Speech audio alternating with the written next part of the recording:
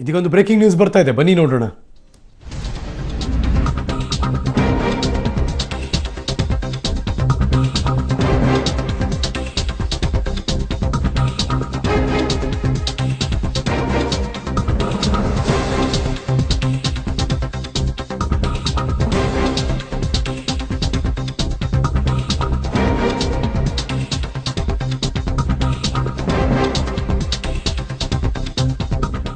ನಿನ್ನೆ ಮಾತಾಡಿದ್ರು, ಇವತ್ತು ದೂರಿಗೆ ನಿರ್ಧಾರವನ್ನು ಮಾಡಿದ್ದಾರೆ ಅಂತ ಈ ಕ್ಷಣ ಬರ್ತಿರುವಂತಹ ಬ್ರೇಕಿಂಗ್ ನ್ಯೂಸ್ ಆಸ್ ಎಕ್ಸ್ಪೆಕ್ಟೆಡ್.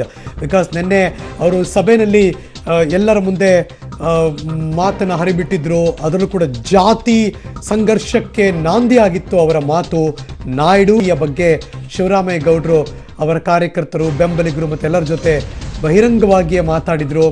ಇದ್ರ ಬಗ್ಗೆ ಇದೀಗ ದೂರನ್ನು ಕೊಡೋದಕ್ಕೆ ನಿರ್ಧಾರ ಮಾಡಿದ್ದಾರೆ ಅಂತ ಈ ಕ್ಷಣ ಬರ್ತಿರುವಂತಹ ಎಲೆಕ್ಷನ್ ಬ್ರೇಕಿಂಗ್ ನ್ಯೂಸ್. ಜೆಡಿಎಸ್ ಸಂಸದ ಶಿವರಾಮೇಗೌಡರ ವಿರುದ್ಧ ದೂರು ಕೊಡುವುದಕ್ಕೆ ನಿರ್ಧಾರ.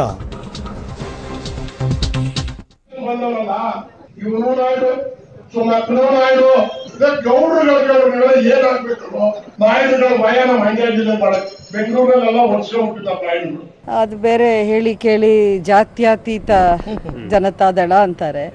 ಜಾತಿ ಬಿಟ್ರೆ ಇನ್ನೇನು ಇಲ್ಲ ವಿಷಯ ಅವ್ರಿಗೆ.